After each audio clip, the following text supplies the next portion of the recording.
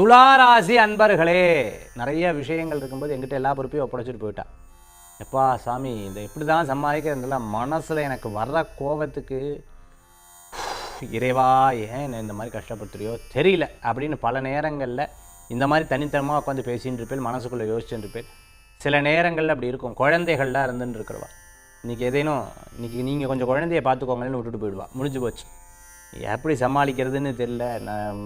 நானும் சாப்பிடல, குழந்தைக்கும் கொடுக்கவும் தெரியல, எனக்கு ஒன்றும் தெரியவும் தெரியாது. இப்படி சில ஜென்ஸு. அதே மாதிரி வேலை வாய்ப்பு இந்த இந்த இன்னைக்கு இதெல்லாம் போய் பண்ணிட்டு வந்துடுறேன் அப்படின்னா பாரு விட்டுவிட்டு அவர் பாட்டுக்கு போயிட்டார், நான் ஒருத்தராக இருந்து என்னத்தை சமாளிப்பேன் அப்படிங்கிற கவலைகள் பெண்கள். இன்றைக்குமே இந்த மாதிரி இன்றைய தினத்தில் ஒரு சின்ன ஒரு விஷயத்தை நீங்கள் கையாளக்கூடிய சூழ்நிலை. அதுக்கப்புறம் அது ப்ராக்டிஸ் ஆகிடும். நான் பார்த்துக்கிறேன், அதெல்லாம் நான் பார்த்துக்கிறேன் அப்படிங்கிற மாதிரி ஒரு தைரியம் உங்களுக்குள்ளே வந்துடும். துளாராசி என்பவர்களுக்கு இன்றைக்கி நிறைய நல்ல விஷயம். சித்திரை நட்சத்திரத்திற்குள்ள பிரயாணத்தை தவிர்த்துக்கணும்.